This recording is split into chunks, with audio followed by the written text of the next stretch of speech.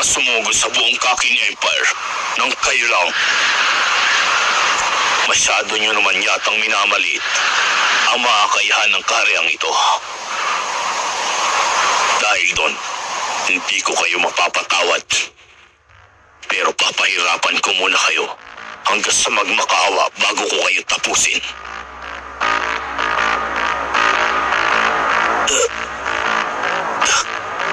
Hindi ko akalain gano'n siya kalakas. Mukhang mapapalaban kami sa makulong na ito.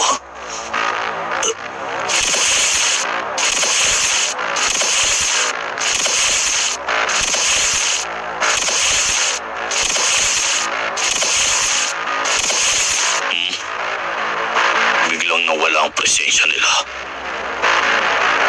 Kung gano'n ayos lang, magagamit ko sa ganitong paraan ang aking en. Kaya wala kayong kawala.